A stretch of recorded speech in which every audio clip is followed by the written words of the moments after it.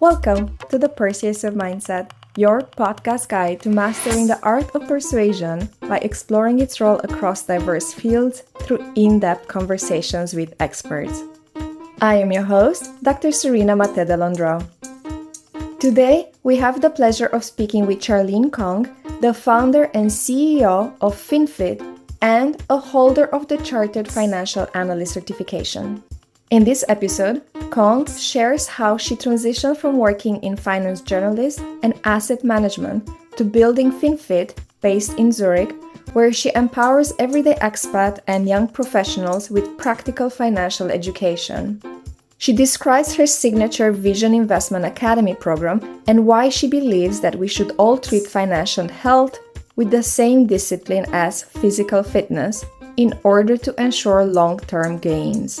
Cong explains how persuasion starts with oneself and that we must overcome limiting mindsets such as it's too early or too late to invest. She strongly believes that money should be perceived as a powerful tool for freedom and choices rather than the end goal. Thus, whether you're an expert in Switzerland, a professional seeking financial independence, or simply interested in mindset shifts and persuasion, this episode is for you. Now, let's dive into our conversation with Charlene Cong. Enjoy! As we start the conversation, I'd like to say thank you very much for joining me on the podcast. And I'd like to ask, what is your current role? And particularly, could you please describe what are FinFit Solution and Vision Investment Academy? I'm currently the CEO and the founder of FinFit GmbH and Vision Investment Academy. So what we do is we help expats in Switzerland. We teach them how to manage their savings. And we truly believe it's the number one life skill that every person should learn in their life, no matter if you're early in your career or later on as well. And our signature program is called Vision Investment Academy. So this is a step-by-step program guiding you through how to evaluate your current financial situations and your goals and understanding different investment options and how to, based on these tools, build up your own investment strategy that empower you, for example, to really retire early, empower you how to really live free through knowing how to invest. I love it. Thank you so much for explaining that. And for the listeners to get context regarding your background, I'd like to tell you what I found online by researching your work.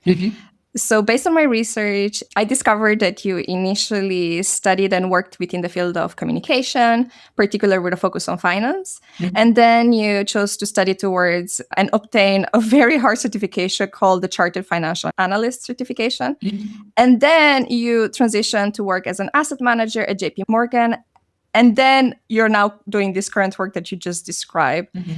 And I'm very curious, why did you choose to pivot towards the field of financial education? I would say it's really about passion. At the very beginning, I always wanted to study finance, actually, but I really didn't get a chance. I just want to be super honest with you. It's quite competitive. In university, I had to choose something else, but I never kind of tried just to give it up. So that's also the reason why when I chose, for example, journalism and early on literature, like especially journalism, I chose overlapped part, which is banking journalist, finance journalist. And then actually it really opened the doors for me. For example, I had the chance to interview those multimillionaires and billionaires. Basically, I started my career as a banking journalist. My job back then, full-time job, was to investigate how those multimillionaires and billionaires invest. And that also opened the door for me to joining one of the biggest banks, like you mentioned, JP Morgan. And in terms of why I'm currently doing my current work, it's about financial literacy, teaching normal people how to invest, how to make the money work harder for them. I would say that is something, it's really, I would say, passion driven. Like, for example, I spent about 10 years in banking as the private banking journalist, like you mentioned, with the asset management firm, with JP Morgan, and so on and so forth. I just feel I basically keep making rich people richer. Is it really something that I would like to do over the next decade? of my career. And then I started to question the meaning behind my work. And then I was thinking, if I can really use my expertise, my experience, and my knowledge to empower everyday people like you and me to be more financially literate, to invest well, to really live free, retire early through investment, that just gives me a bigger purpose. So 3 years ago, I quit my corporate job after about 10 years and then started my current business. I love this angle of trying to create positive social impact through your work. And I saw this description that you actually put on LinkedIn. You said that my mission is to empower 100,000 individuals without a finance background to become confident and successful investors, enabling them to escape unhealthy situations and create the life they always dreamt of. Why is this goal so important to have 100,000 individuals and to help people figure out basically what are their unhealthy situations that they're in? Yeah, it's a really great question, I would say. In terms of why 100,000, I would say that's currently is our goal. Of course, if we reach that goal, can empower more people, that will be even greater. And in terms of why enabling them to for example, really quit them and they have this situation, I would say it's really like we're also talking about, for example, a lot of expats in Switzerland or overall a lot of working professionals are currently facing. And why I mentioned that is we truly believe money is now the goal. You shouldn't like just pursue money. I want to make more money. We don't advocate for that, but we truly believe money is a great tool for freedom, for choices. And it is the power, giving you the power to say no. I see a lot of people around me, even like, for example, for your target audience, like early stage, I say professionals, right? Or employees. I see a lot of people, for example, they don't like their job. They don't like what they do, or they don't like what they study. But why they do this? Because they have this kind of money concern. I cannot quit my job because if I quit it, I cannot sustain myself financially. I need to pay my bills. So a lot of people, like, let's not talk about women or men, they're in a really toxic relationship. For example, I also have some girlfriends. They really want to divorce, for example, but they cannot because they are not financially independent. So the reason why I mentioned that money is not the goal, but it's really a great tool to give you freedom and choices and the power to say no. And that's what I mean by saying that I want to help. We want to help YRK people to really gain this kind of power, to have this financial power, to gain more freedom, live free, and then really go escaped from their unhealthy relationships, for example. I love this idea of a mindset shift from fear when you think of money to seeing it as a tool to freedom.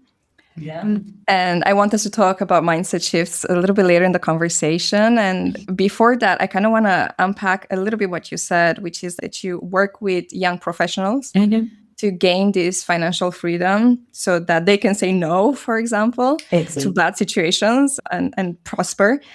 And I've noticed that you've worked in Beijing, in Hong Kong, and now in Zurich. And I'm wondering, depending on the country of residence, obviously people have different financial needs. And thus my question is, do you only work with Swiss expats, like the expats living in Switzerland, or do you work globally now? So I would say we started to work with a global audience. And now actually we're trying to niche down a little bit. It doesn't mean that we want to exclude everyone else. So now I would say the majority of our students and clients, since we offer this program, are actually expats in Switzerland. And the reason why is that there are some really specific situations or challenges they're currently facing. For example, taxes, right? For example, Swiss taxes will have 3 layers. That's so different from people in Beijing, Hong Kong, or the US. So I would say we definitely not excluding anyone. For example, if your audience are like global from the US, Canada, we do have a lot of students and clients from elsewhere. And at the end of the day, the investment rule and investment philosophy are the same, but there are just some nuances, for example, in taxes that could be a bit different across the board. That makes complete sense. Thank you. So listeners can definitely check out your YouTube channel where you give a lot of free, very helpful content on exactly what you said, these different key mindsets that people should have in order to be successful financially, and then a lot of very specific videos on different topics. And for those listeners who actually are now university level in a master's, for example, in economics, and they want to pursue a career similar to yours in terms of working more in finance. You've done, as I said, the CFA, which is super difficult. So I know you also have some videos online, but in a nutshell, which certification do you think somebody who wants to join the finance field after graduation should prioritize? Yeah, for example, a lot of people, they were asking me what is the value about CFA. I would say if you really want to work, for example, in asset management, in managing money directly, being an investment analyst, portfolio manager, I think CFA is a great certificate to pursue. But if your kind of career goal is more towards accountant or something, it's more like it's totally two different fields, right? And maybe you want to do something like more like CPA, right? So I would say overall speaking, certificate to me, I would say a lot of people ask me, oh, is it really worth it or not? In my honest opinion, there are a lot more things that are, I would say, more important. Like, for example, if you really want to get a job in Switzerland, I do see now the finance market, especially in Switzerland, whenever you go to some networking event, it's sad, but it's the truth that I just feel like 80% of people are looking for a job.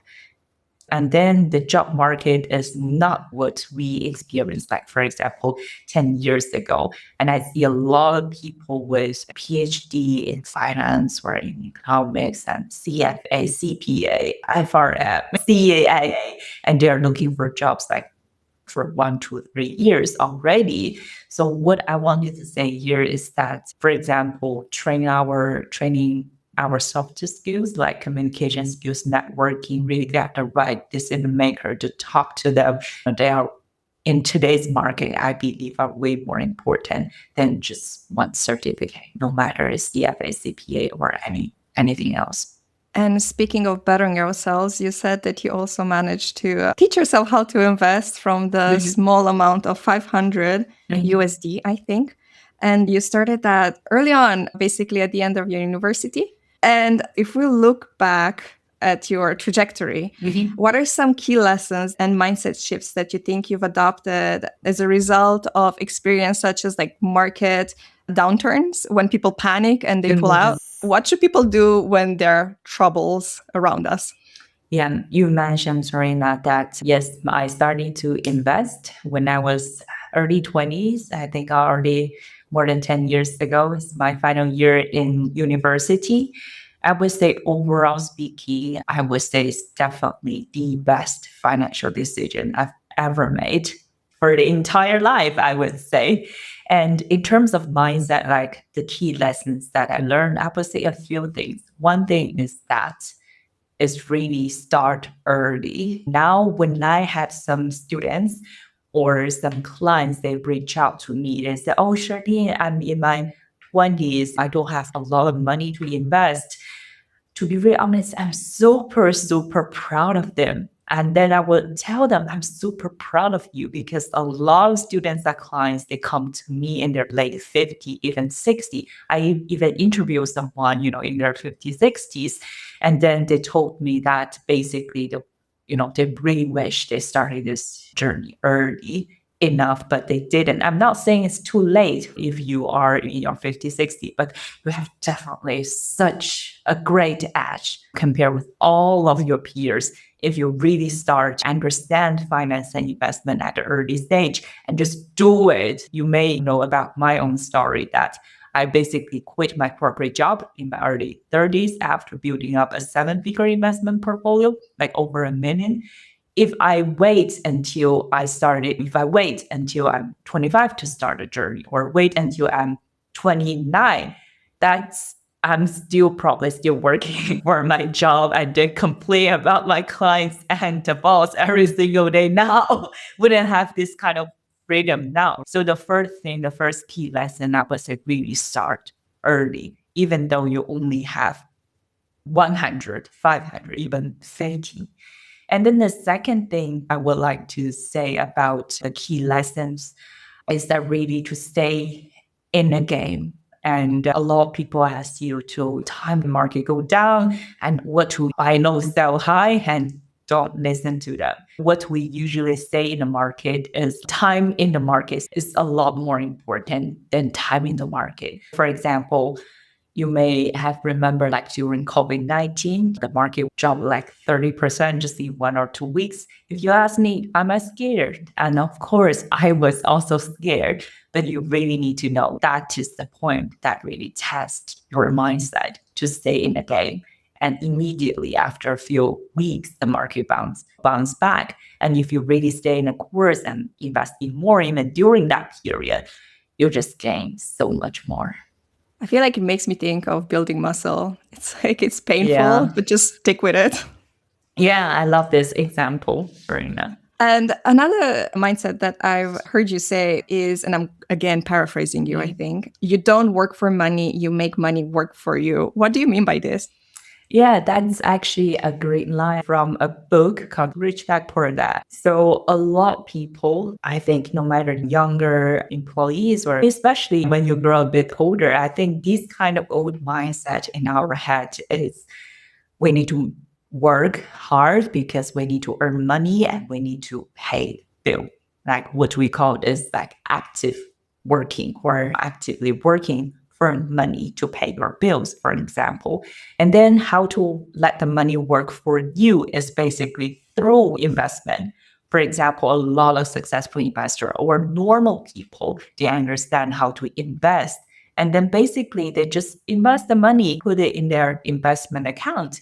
And then they have yields, they have returns, they have price appreciation. So eventually you make the money work for you. The money you invest generates money and then you pay your bills like in this way instead of you actively working at a 9 to 5 job or even during the weekend for money.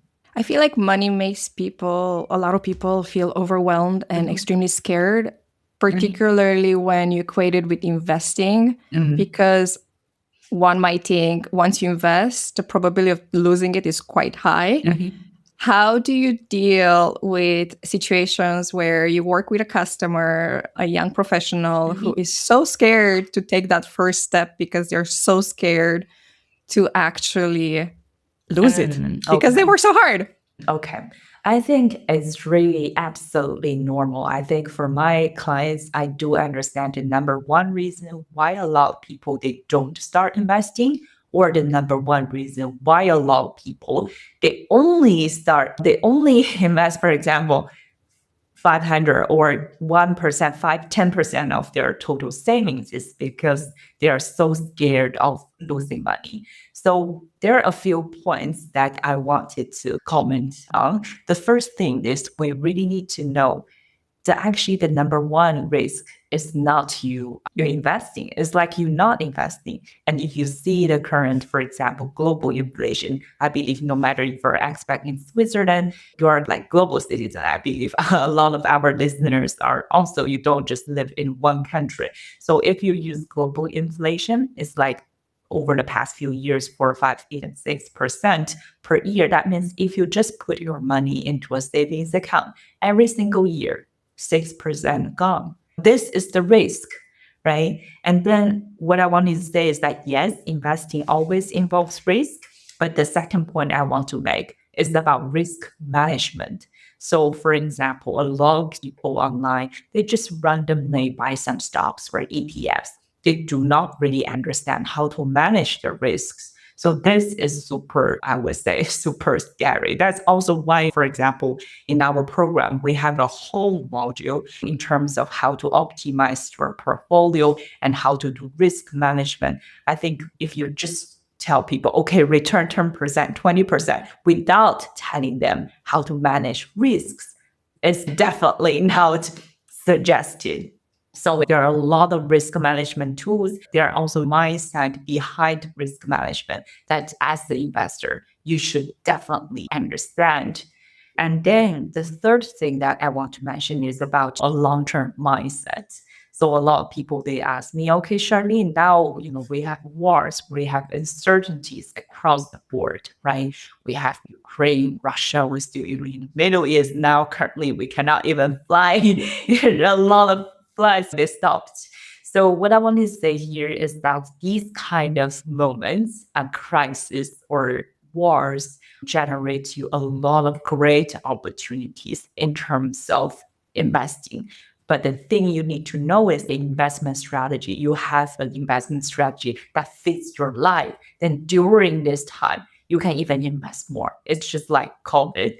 But before you have a really successful, people ask me, oh, should I invest more, Charlene, during this period? I would say yes, but there is a prerequisite. There's a condition. The condition is that you understand the investment you are investing that really fit your life, really fit you as your personal life investment strategy, instead of just investing in rubbish during this kind of market volatility.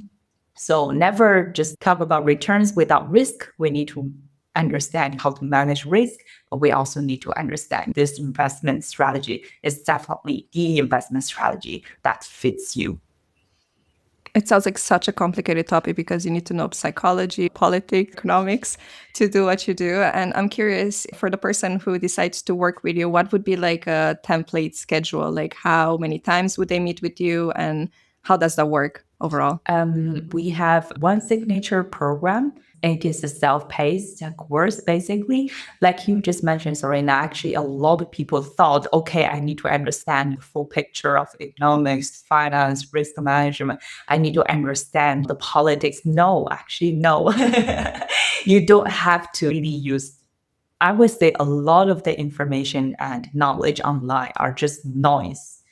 And what we really offer is that we really help people cut through the noise and focus on the fundamentals that they really need to know. So in terms of how to work with us, so like I mentioned, we have a course plus a monthly coaching. So basically you can just like your own pace, you can do the course. It's less than 10 hours. And it was, 10 hours, you can learn everything. Yes, 10 hours, you can learn all the fundamentals that you need to learn to be a successful investor. And on top of that, we have our monthly coaching call. It's really small group coaching call for people to really get their question answered for their specific situation. But I would say I would never just, okay, join my coaching call, join my program, join my course. I will always ask people to start with some free material that we offer first to see if this philosophy fits you, if our teaching style fits you as well. For example, for those listeners who are really interested in this topic, money topic, how to make money work harder for you, I would definitely suggest them start with our free investment training. It's about 1 hour, but you can see all the roadmap we plan for you, how to really start from zero, 5 simple steps. Thank you for describing this. And I've also noticed that you do exactly as you said, so many free content online that people can learn from. And what I really love is that I discovered your work through Swiss Quote free webinar. And I absolutely love that because you also do partnerships with others in order to share your wisdom for free, which is fantastic. And for those who want to sign up for an upcoming event, do you have anything on the horizon? Yeah, so actually we have our free investment training. I can just maybe we can put a link into today's episode. And also in the meantime, we have a free investment cheat sheet or investment guide so people can download it for free. And like you mentioned, we are currently actually Switzerland's largest English speaking personal finance and investment YouTube channel. So if people really want to get some more advice or tips about budgeting, saving, investing, welcome to take a look there as well.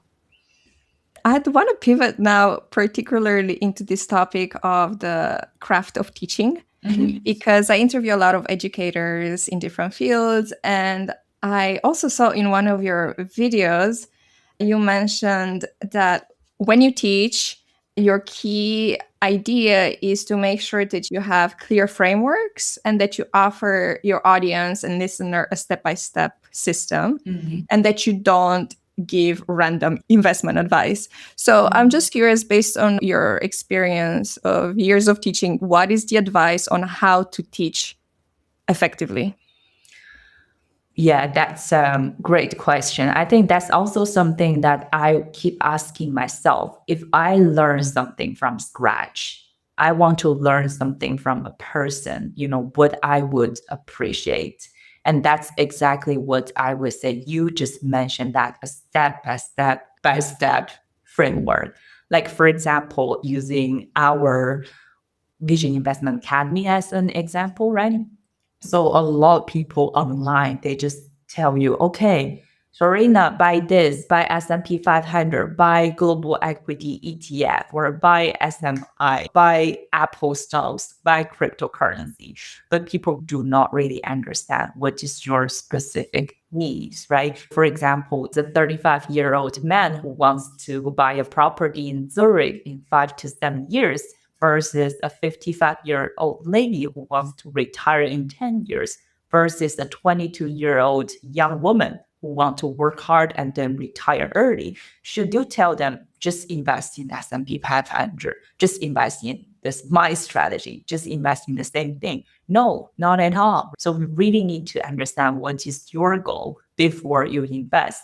And that's how we come up with the step-by-step framework. So first, we will teach you how to evaluate your current financial situation and define your short-term, mid-term, long-term goal. For example, short-term, I want to live in Switzerland, maintain my current lifestyle, how much I need for it.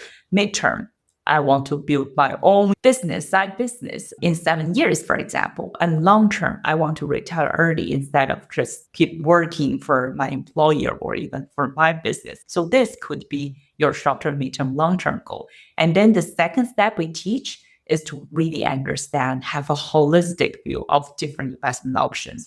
We have stocks, bonds, alternatives. We have ETF, investment mutual funds. We have hedge funds. We have active investing, passive investing, value and growth.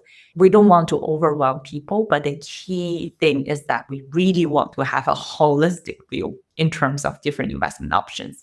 And now you have both, right? You have your short-term, mid-term, long-term goal. You understand different investment options. And then the third step, we teach you how to, based on these tools, build up your own investment strategy instead of just following someone online, instead of just following the YouTube guru on his or her financial advice. And then step number four is implement. So once you have a strategy, you'll implement on that. And then lastly, we teach you, once you implement on your investment strategy, the next step is to optimize, right? And how to optimize regarding fees, regarding like taxes. So this is the framework that's established in terms of how we teach you how we invest money instead of just taking some random advice. And then I would say it's not only related to finance or money management. So whatever we teach or whatever I want to learn, I definitely want to learn from a step-by-step framework instead of just some scattered information knowledge here and there on YouTube, on this forum, on that Facebook group.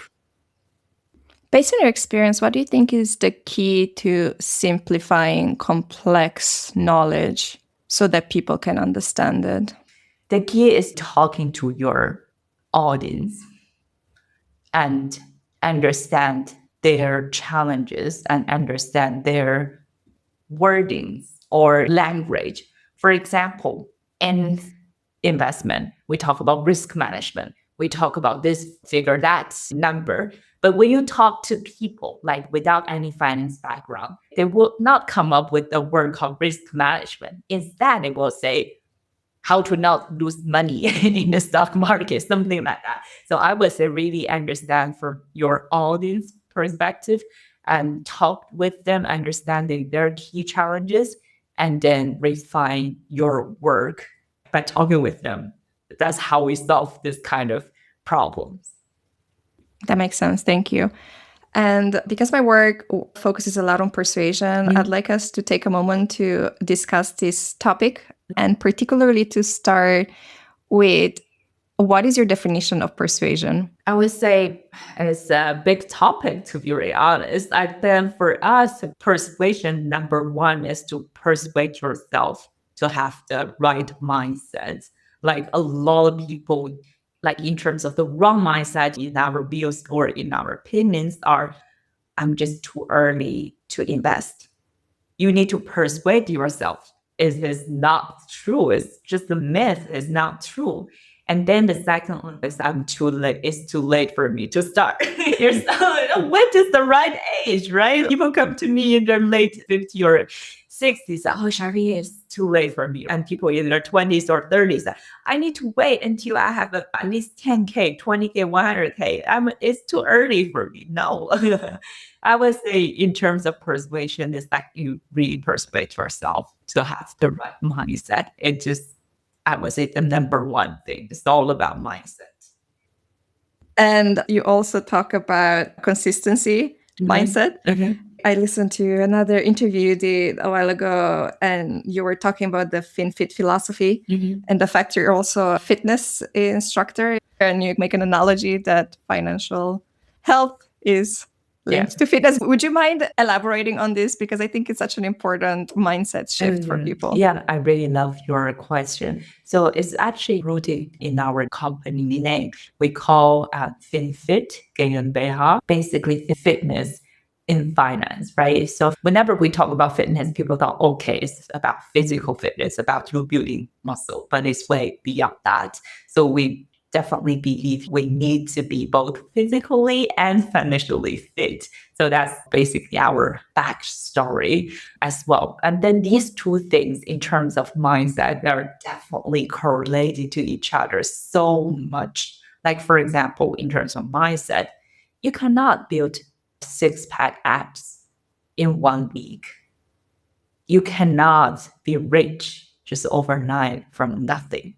So both fitness, like physical fitness and financial fitness, it requires you to have a long-term mindset. That is number one. And number two is about, I would say, in both of the industry, people keep scamming you, right? Follow my strategy, you will earn 100K in 2 hours or something. And fitness, follow my program, you will lose weight. So I would say in both industries, and people tend to scam you as well. But the key thing is that both physical fitness and financial fitness, they require long-term mindset. And I would say, secondly, it's also quite important to know regarding these two is about, it could be so simple for both. I'm not saying I'm a physical fitness expert, but I've been training myself like over the past 7 years. And overall speaking, like for example, in terms of fitness, physical fitness, you don't have to do some really fancy exercise here and here. Just stick to the core 5 or core 6. For example, your legs, like by doing the basic squats, deadlift, by doing the basic pull down, pull up, it's good enough to do some basic core. You don't have to jump around, follow those YouTubers or those fitness influencers to learn some fancy stuff. And same with financial fitness, same with your finance and investment. You do not need to know those fancy investment strategy or hedge funds, option trading, FX trading, day trading. Oh gosh, to me, it's just like noise. It's not the fundamental. You can just follow a really simple investment strategy. You can just learn everything, trust me, just within 10 hours. seriously, learn the basics and learn the fundamental. And these can really support you over the long term, give you the freedom. You do not need a fancy investment strategy, and you do not need 20, 30 different exercises to be fit. Same. That sounds very empowering. Thank you. And as we approach the end of the conversation, I kind of want to ask another question that's like everywhere now, this intersection between AI and finance. What are your reflections on this? Yeah, it's a great question. I would say two things. One is like people say AI is going to replace finance professionals. And you need to be careful. And AI is replacing everyone, I would say, in every industry. And the second aspect is more how to use AI to empower your own finance journey. I think I personally use a lot of AI tools for my work as well, for my own personal finances as well. I think too, in terms of these tools, it's really a large topic. Even on my YouTube channel, we invited some AI experts to talk about how to use AI to even select stocks, something like that. So it's definitely a trend. But if we talk back to the first aspect that we just mentioned, will AI replace finance professional? I would say to some extent, I believe it will definitely will, and it is happening, right, in different industries. But what we need to do is to really have the strong domain knowledge to understand how to use AI to empower your work, to support your work. Just keep educate yourself about how to use AI instead of just waiting to be replaced by it one day. Thank you so much for being with us today. As we conclude our conversation, I'd like to now ask my final question, which is, what is your advice to students and early career professionals who are interested in following in your footsteps? I would say first thing, I keep telling my cousins or someone who's younger than me, or as a friends, we're friends in their, for example, in their 20s or early 30s. And they were asking me, oh, what are the things that I should learn when at a younger age? I would say the first thing I told them is to learn how to speak good English. If English is not your first language, it really opens the door for me, at least for me personally. And secondly, is about finance. Seriously, it's not your goal. Money is not your goal. But if you really master the game as young as possible, as soon as possible, it will give you so much more freedom, choices, and power later in life as well. I see so many people live paycheck by paycheck.